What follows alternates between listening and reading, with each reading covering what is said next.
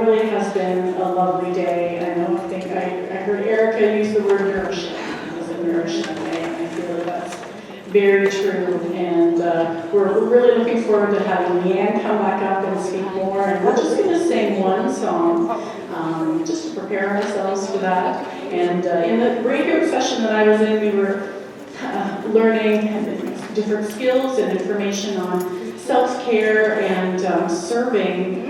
Well, meeting our own brokenness, but also meeting the needs of the broken world around us. And that's stemming from our encounter with Christ, our encounter with a loving Savior. And so this song really, I think, beautifully reflects that. And I imagine some of you have been maybe sitting a little bit longer this afternoon. So why don't you stand if you're able. If you'd rather sit, that's okay too. And let's sing these beautiful words together.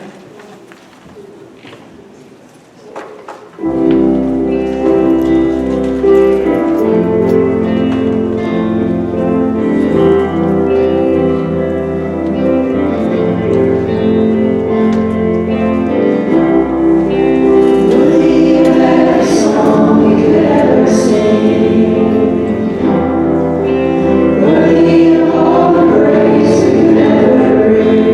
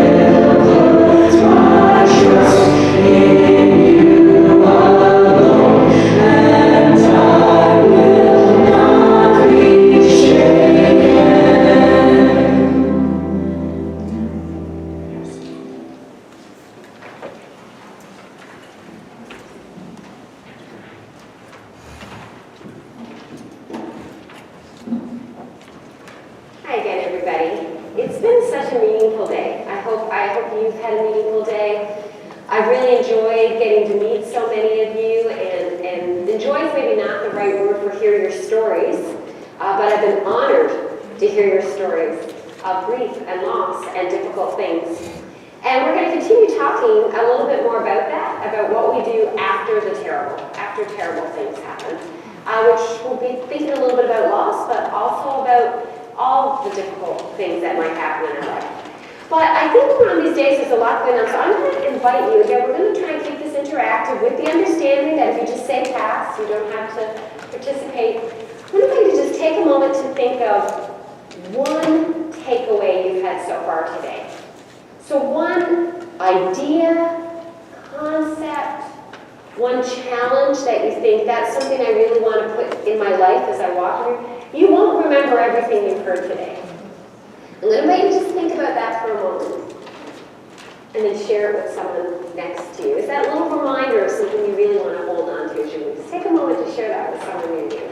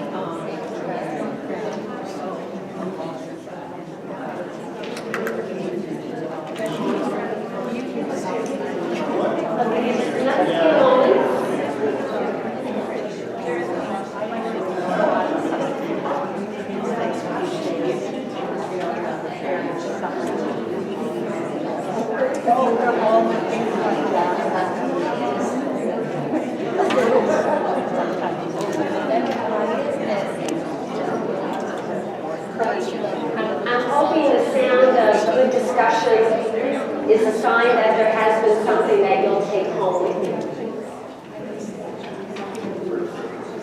As I like to use this term, grieving room, and in case I forget to mention it, if you are on Instagram or Facebook, on Instagram, my handle is @grieving.room, and that's a page where I share grief support tips. It's just about grief, and sometimes reading the whole book is a lot, so the grieving room page is just, one screenshot at a time that you can manage. That page is also a little bit of grieving room on Facebook, but the Instagram page has a bigger community there. So it's also a place where we hear other people share and chat. So that's something that you or your loved one might be interested in. You can follow me there. But what I think is so special about this space that I hope you've also felt, and this is why I want to say a huge thank you to Pastor Tina, and who came up with this vision. Thank you. And to Westview, to the worship team, the people in the kitchen, the custodian, the people on the sound, and the AV board.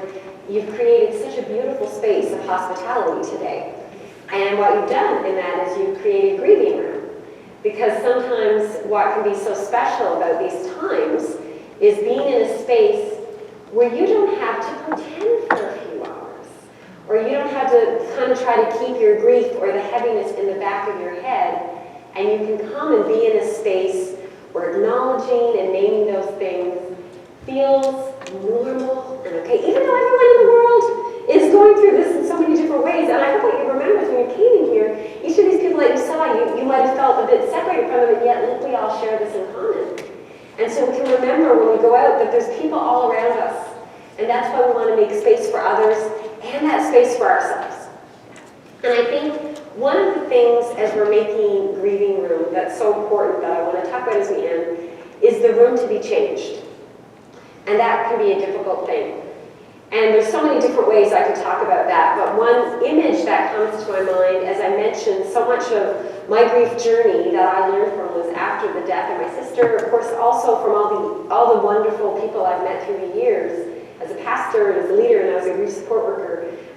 You're so shaped by those stories.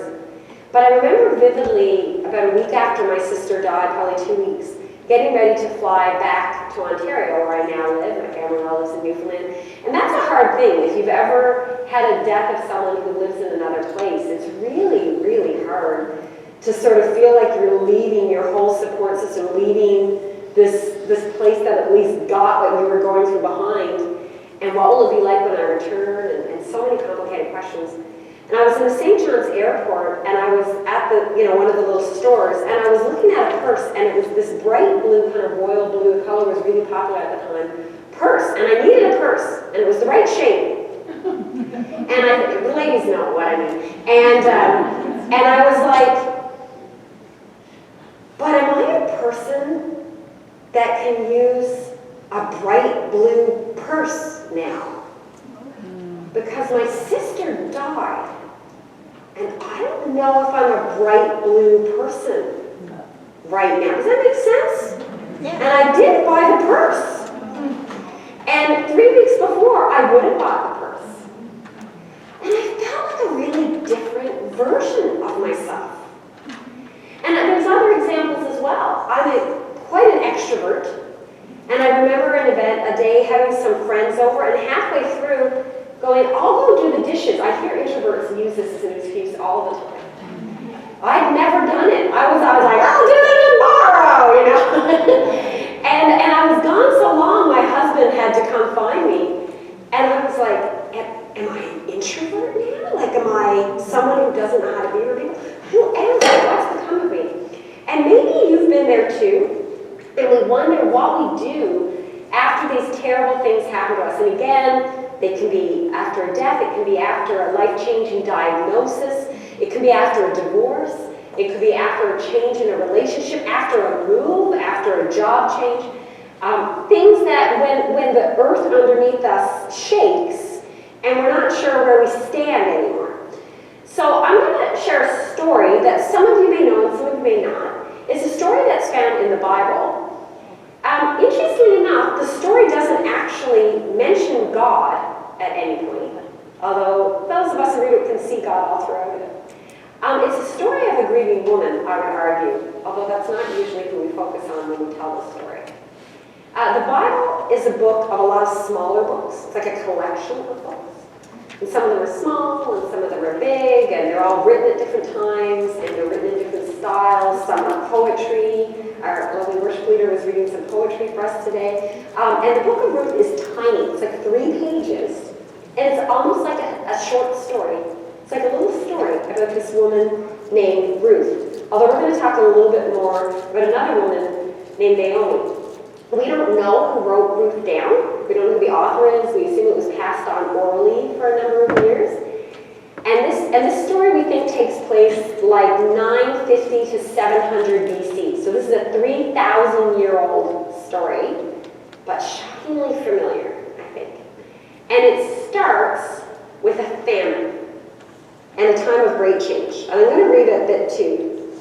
And it says, there was a famine in the land, and a man from Bethlehem in Judah, together with his wife and 2 sons, went to live for a while in the country of Moab. The man's name was Elimelech, his wife's name was Naomi, and the names of his 2 sons were Mahlon and Chilion. They were Ephrathites from Bethlehem, Judah, and they went to Moab and lived there. So basically what's happened is there's a famine, so they go somewhere where there's not a famine, just to live. Now Elimelech, Naomi's husband, died. That stinks. And she was left with her 2 sons. They married a Moabite woman, one named Orpah and the other Ruth. And after they had lived there about 10 years, both Mahlon and Chilion also died. And Naomi was left without her 2 sons and her husband. Now, often when we read this in church, we just keep going, and then I have this moment as I've been spending a lot of time in this book of going, we just kind of blast past her 2 sons and her husband died. I know very few people who've had that level of tragedy. Quite tragic.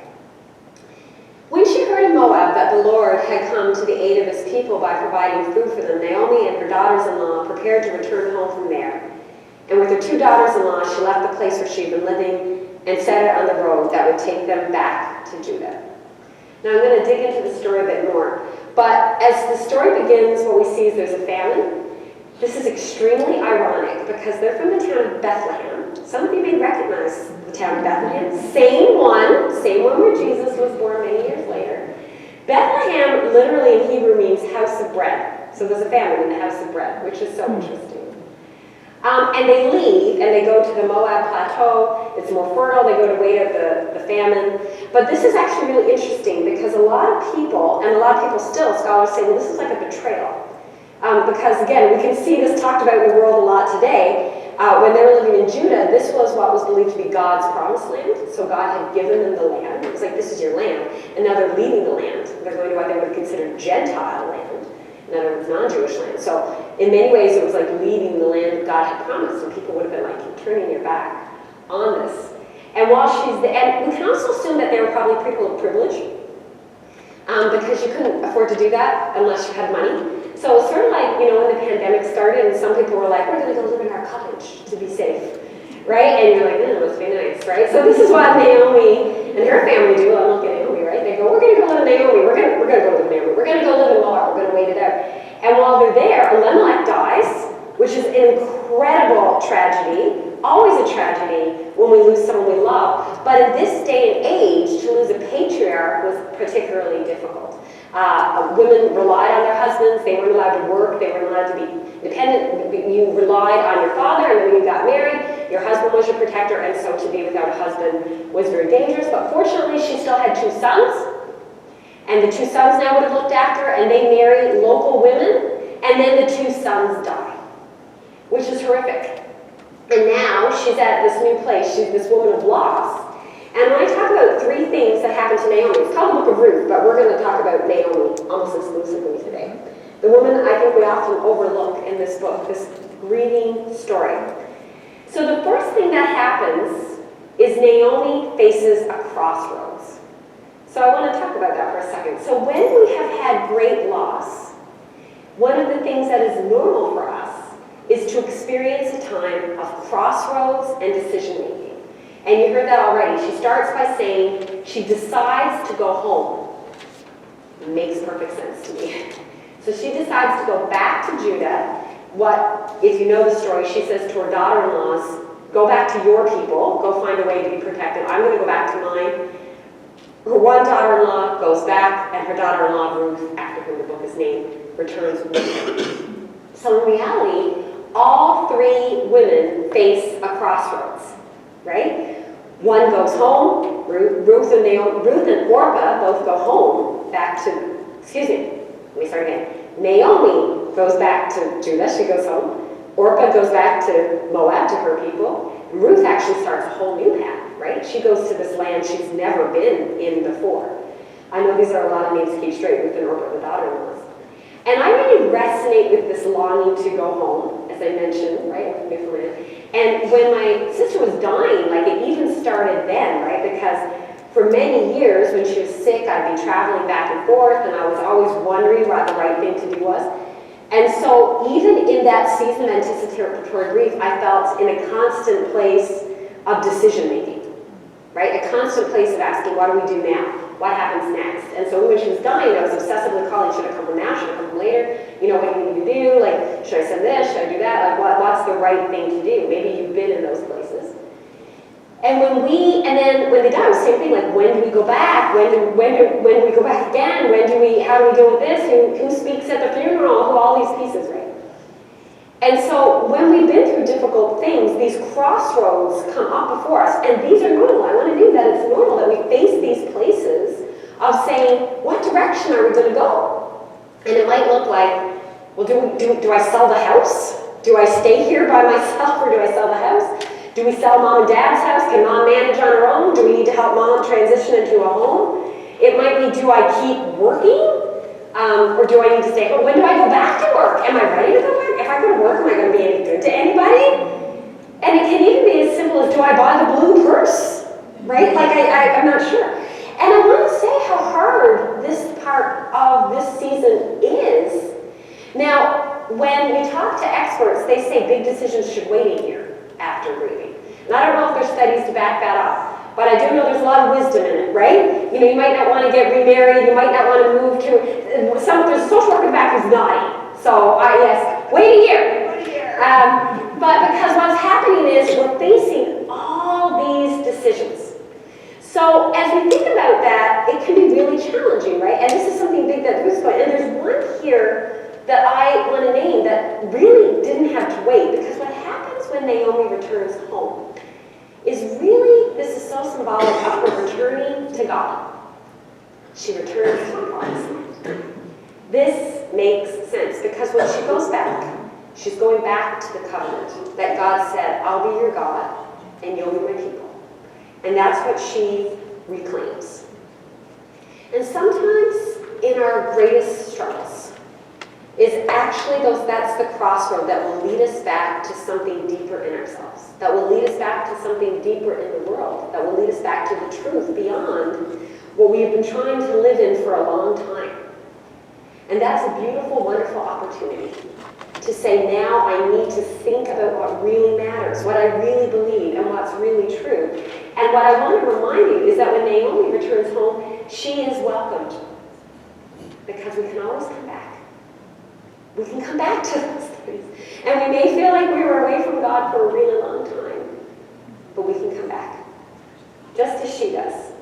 And we might empathize with that longing to return back to what we once were, to go back to the person we were years before Naomi does that, and just remember that she's still that person, even as she's a new person, as we'll talk about those things. So we'll face crossroads after our difficult things, and we'll have decisions to make. But one decision we can make is one that says, let's return to the depths of who we are, that we are loved, and we are cared for, and God loves us.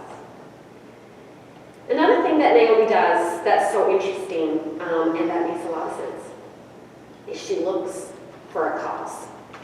She wants to explain it. So let me just read, again, it's a short book. You can read it all a little bit more detail, mostly digging into chapter 1 here. So it says she goes home, I'm in chapter 1, and in verse 19 it says, so the two women, Naomi and Ruth, went on until they came to Bethlehem. When they arrived in Bethlehem, the whole town was stirred because of them, and the women exclaimed, can this be Naomi? It makes sense. She probably hadn't been there in 20 years. There's no social media. There's no like letters. You know, she would have been different. And she says, don't call me Naomi, she told them. Call me Mara, because the Almighty has made my life very bitter. I went away full, but the Lord has brought me back empty. Why call me Naomi? The Lord has afflicted me. The Almighty has brought misfortune upon me. That's a pretty powerful verse. I'm going to talk a bit more about her saying, call me Mara. That's where I'm going to spend most of my time today. But I want to start by this interesting moment where she says, God's done this to me. She wants to explain it, right? When she says, don't call me Mara, call me bitter, because God's done this to me. God sent me away full. I come back empty-handed. What a moment. I can't even begin to fathom what it would be like to come back and then say, but where is Elimelech? Where are your beautiful boys? And you have to tell them they're all gone. What an awful moment. She says, the Lord has done this to me. It's interesting because I already mentioned that some people actually argue that, which I hate, and I'll get into that more later, right? They say, well, yeah, it's because, she left the promised land, so they kind of take note of the fact that God welcomes her back so openly. But in our times of grief and loss, we do look for people to blame. I know there's a woman who attended our church. This happened many years ago, and when shortly after I got there, she was diagnosed with a form of cancer in her eye. And every time I visited her until her death, she raged that her optometrist had not found that cancer. Every time. And she would say, prisoners don't get cancer, and I do, and I'm a good person. And this optometrist, if he had just found it on my regular eye exam, I wouldn't be dying right now. And she died very angry about that. She wanted an explanation for what happened, and I went through that too when my sister was so ill and after she died. And it can look like a lot of different things. After my sister died, I became very obsessively angry about her final treatment. So she died in May. In like, the timeline's a bit confusing, but like the summer of the year before, she had cancer for 8 years. The summer of the year before, she got this, it was melanoma. She got this, where's sunscreen? She got this horrible growth that we knew they really couldn't treat. And so they were trying different things. And then in the fall, they tried an experimental trial and it didn't work. And so in January, we had been told there's no more treatments. Like there's nothing else. This is it. This is done. We kind of braced ourselves for that. And then in February, her oncologist was like, we found one more treatment. We found this experimental trial, right? And she'd actually been, because it was melanoma, which is kind of like out in, like it's, until it really starts taking over, your life can be relatively normal outside of treatments. She'd been working, she'd been feeling fine, and then at the end of February, she decided to try this treatment. And for the last time she lost her hair, first time she lost her hair in all her years of cancer, she was terribly, terribly ill with this treatment, which only ever had a less than 1% chance of giving her 2 more months. As an aside, most people don't ask their doctors what they mean by more time. And you know what? And then when she stopped it, it didn't work. Then she was sick, then she was dying. And I felt like her doctor, who was a wonderful oncologist, and because we're from Newfoundland, was like our 4th cousin, but he was wonderful and had loved her so well. And I was so mad at him because I felt like he stole our last month. Maybe you've had those moments where I was like, he stole our last month. He should have known that if he suggested that treatment to her, she would do anything to have more time with her family. She'd never be able to say no. She'd feel like she had to do it. It was his job not to even offer it. It's not rational, is it? And I don't know when she would have started to be sick. And if he hadn't, we would have had like 3 more weeks. And those 3 weeks felt precious, right? And I felt like he had stolen them. And then it was the doctor's fault. And sometimes I blamed other people for things. The summer before my sister died, my in-laws had retired. I married a man who lived in BC, so big spread. So we alternated. So we used one summer was BC, one summer was Newfoundland. The summer before, his parents had retired and had brought his family, the family got together for retirement. And then I was mad at his entire family because you should have let me go. I should have went to Newfoundland. Well, they never made me come out there. But it was like, you made me miss my last time that we all could have been together in Newfoundland because I was out with you all instead. And somehow that's your fault. And I want to say that all these things are normal, right? And that's what Naomi does. Naomi goes, God did this, I'm back. God did it, God took everyone. Actually, what happened was a famine. Right? There was actually a famine. And they moved, and there was a whole lot of things. But I don't say this to give some big explanation. I say to say that it's normal. And as I mentioned, some people blame Naomi for this too. And maybe they could argue that the story teaches us. And that is a real pet peeve of mine. Like, I just don't see that in the story. I don't see that. There's this idea that it's because Naomi moved. Because we also, some of you who know the Bible, have the story of Job. And we know that all these terrible things happened to Job. And we see, because we get this view on the outside, we're told, oh, Job was totally righteous and Job didn't deserve any of this.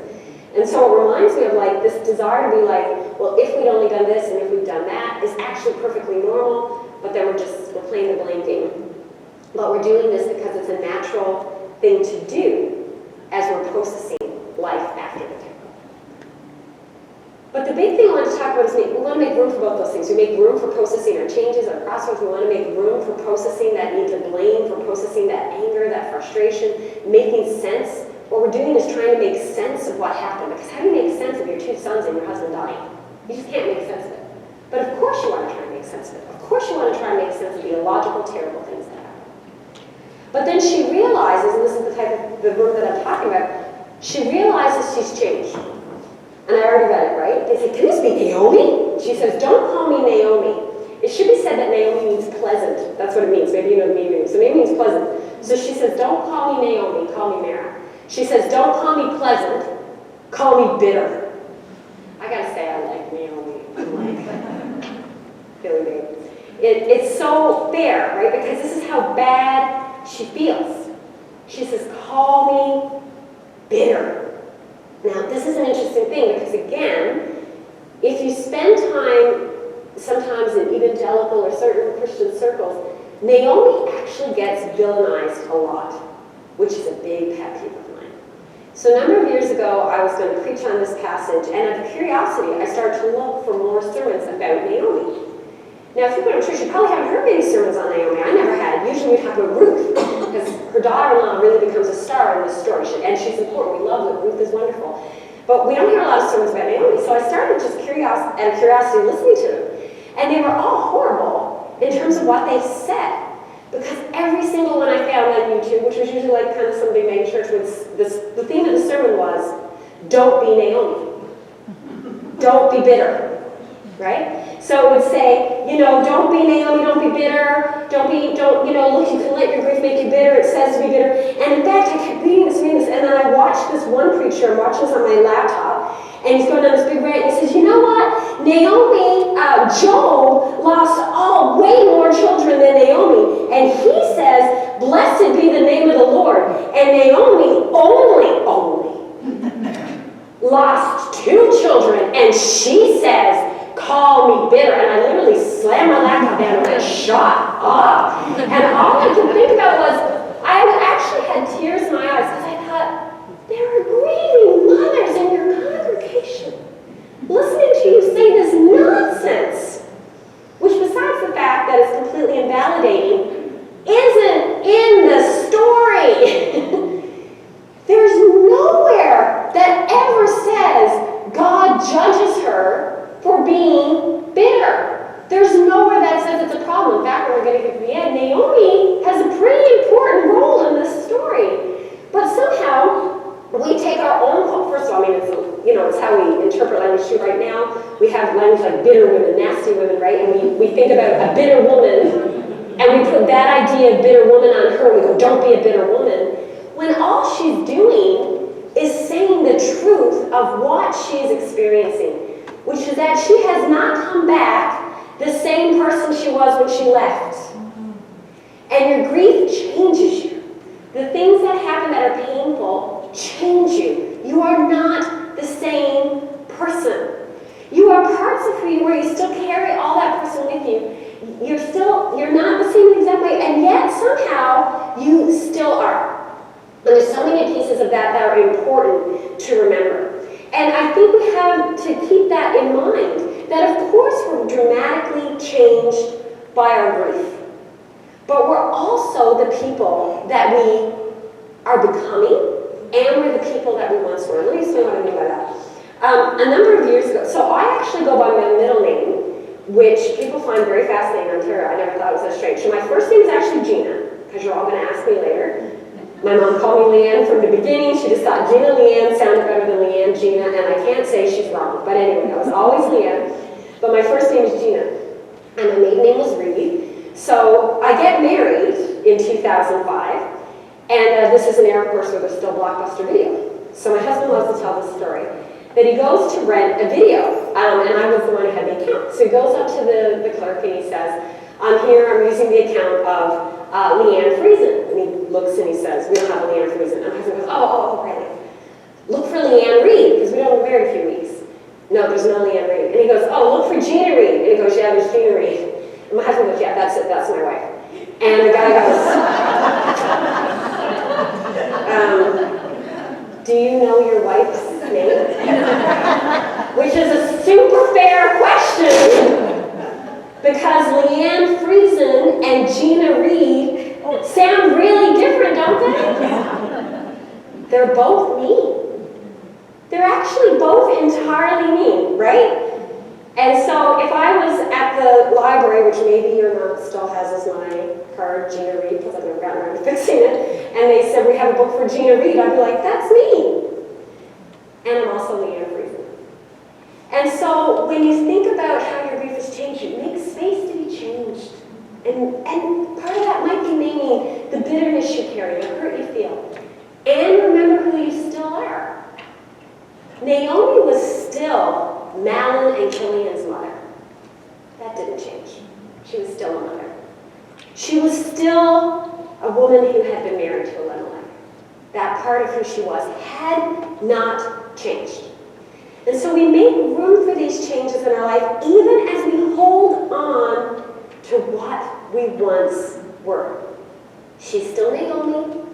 I was still Leanne. Even if I wasn't sure what horse I could buy. What I think is so interesting about Naomi's story is how it ends. And again, I know some of you will know because there's a big piece in the middle. And this is really a story about God caring for both of these vulnerable women. And the story has Ruth, who at this point would have been a younger woman, more likely to get married. And she finds a man who sees her and decides to marry her, which feels like a fairy tale ending, but really it's about now they have this protection and they're cared for and they're going to be safe. But when we get to the end of the story, Ruth is married, which now means that her mother-in-law is, going to be cared for as well, and she has a baby. And it reads at the end of the book, so Boaz took Ruth, and she became his wife. And then he went to her, and the Lord enabled her to conceive, and she gave birth to a son. Now, this is the very interesting part of the story that I'm crazy about. The women said to Naomi, "Praise be to the Lord, who this day has not left her without a kinsman redeemer. For the woman, your daughter-in-law loves you, and who is better to you than 7 sons, has given him birth." This is so interesting. Like, we could have this moment of like, oh my goodness, this mother-in-law is really overstepping here. But it's this moment, right? Notice it doesn't say, they say to Ruth, praise God. They say to Naomi, wow, look at what God has given you. This new story, this new thing in your life. And then it says, then Naomi took the child, laid him in her lap, and cared for him. The women there said, Naomi has a son. Pretty cool. Now, some of these names will be familiar to you, and they named him Obed. So Naomi's daughter-in-law, Ruth, who's now is considered her family line, has a son. They named him Obed. He was the father of Jesse, and Jesse was the father of David. Now, this is where it gets really important. I know not all of you make this connection. David is King David in the Bible. And David is where the family line starts that leads to another baby that's going to be born in Bethlehem, whose name is Jesus. I don't think God was mad at Naomi. God actually had this beautiful story that was still going to be written for Naomi. It doesn't negate the pain of her story before. I want to be so clear about that, right? But it says that there's a new story that can still happen for this changed woman. She's not the same. She's gone through these times of decision. She's felt this need to understand. She's processed this thing. She's named that she's now bitter, that she's struggling, and she's new. And there's a new thing coming, and God still has a story for her. I really hope that you can have room for your grief. I hope that you can make space for all those things, to struggle with the decisions you have to make, to struggle with the ways that you're angry, with the things that you wonder why they happened as they did. And I hope you can make room for the changes of who you've become, that you're not the same person, that you can realize that maybe the things that once were true of you aren't true anymore, that maybe the way you understood your faith is a little more complicated now, a little more nuanced. Things don't feel as black and white. That maybe the things that once seemed simple to you don't feel as simple. That now you carry a burden and pain that you didn't before, that has shaped how you understand others and how you operate in the world. And your story's still being written. And that's something I hope you remember. I'm going to let you take a few moments to chat in your spaces about how your losses, your terrible things, have changed you. And what kind of space you need to be the new version of who you are. And to be able to see that and celebrate who you're becoming. So how have you changed? And how can you make space for the person that you now are and who you will become to continue to find space in the world? So feel free to chat. Again, if you'd rather just process that on your own, that's okay too.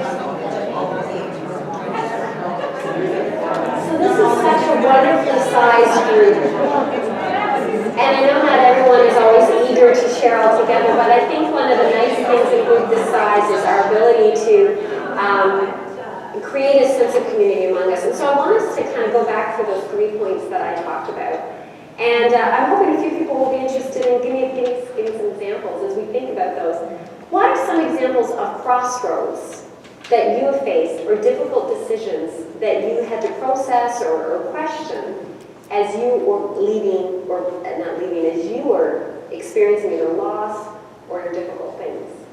It can be your own story or someone else's. What are some of those examples of crossroads? Injury. Injury? So you had an injury that led I was to... on a career path, and I had an injury that really made a change. And that led to... So you had to decide what to do for your career. Yeah. So that's an example of a terrible thing. I appreciate they brought that example up, right? That can be one of those life changes. You have a change in your health, and now it's, what am I going to do for my job? How did you decide? That's a long It's a story. long story, but yeah, that's a big one, right? So thank you for sharing the example of crossroads. What kind of job am I going to do if my current health doesn't allow me to do it? For example, what were some of the other crossroads that we faced? Go ahead. Addiction, decline in your mental health. Yeah. So am I gonna do I need some means to cope that maybe aren't the healthiest ones? And you share your story, I know you mean that, right? And some of us choose addiction. We choose those, I shouldn't say choose, but we end up in those places, right? Forgive me for saying choose. And that becomes a crossroad that maybe a path we didn't anticipate. I'm guessing there were crossroads after that as you turned away from that too, because you're here today. Praise God, thank you for that. Anyone else, what are some of those crossroads that we face?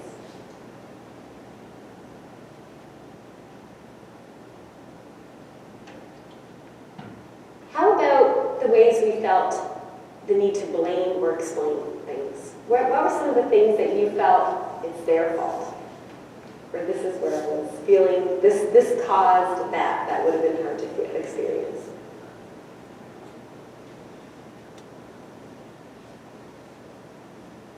Go ahead. Family dynamic can change. Yeah, family dynamic. Relationships Yeah, and beliefs. right. That those things caused difficult things. Anyone else? I think hearing stories of people making a different choice at the crossroads, and it works out. For example, most of the people who know me, I had to make a decision to take my husband off of life support. Thank you. I'm just going to repeat it in case people on this side can't hear. So that's a huge one. You had to decide to take your husband off life support.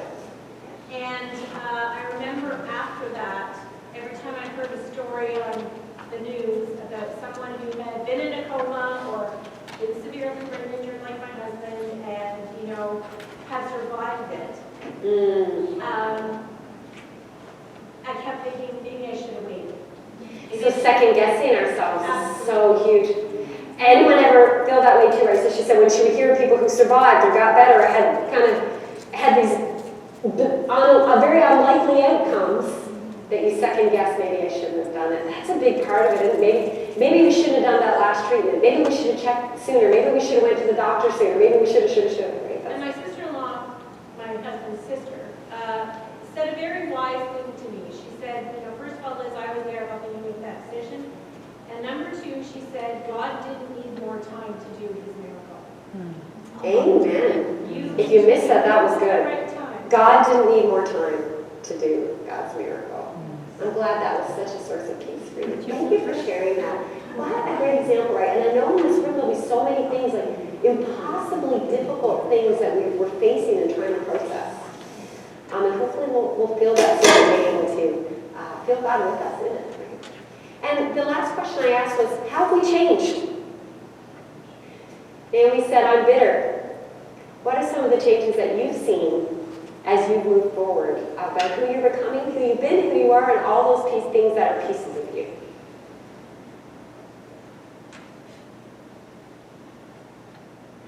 Stronger in many ways. Having gone through the hardest. How many of you feel that sometimes you can look back and say, wow, I've become stronger? Like I see that there's things about me that I didn't anticipate becoming a person that would go and lead grief workshops. I didn't know that I would write a book about grief. Like that wasn't anywhere on my journey. And yet that's who I've become, and that's okay.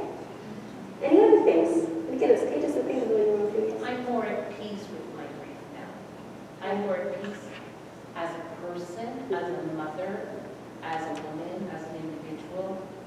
Now that I've gone through that, what's going to come forward? Who knows? But you know what? I feel more ready than I've ever had. Beautiful. I think that's a good final one. So you're more at peace.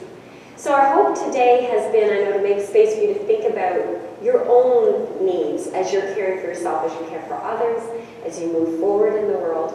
And as we think specifically of grief, I really hope you'll keep giving yourself any grieving remaining, that you'll give that grief to others. And as I've already said, that room will include hope for the story that's still being written. Even as the story includes things like change, anger, blame, struggle, that there's room for the new people that we will become, that has been shaped in a way that God will keep using us. So I'd love to say a prayer for you all, and then I'll hand it back to the team. God, I want to thank you that you're with us. And Lord, today I just want to ask that you wrap yourself around each person here like a big hug, because there's a lot of people feeling a lot of pain, and their grief is big. And there's a Bible verse that says you're close to the brokenhearted. And I pray people who are feeling brokenhearted will feel you close. Maybe they've never known you or experienced you, but that they recognize you near them. They know what that feeling is if you've been near them. And so, Lord, be with and around and in our broken hearts as you continue to meld them back together. Amen.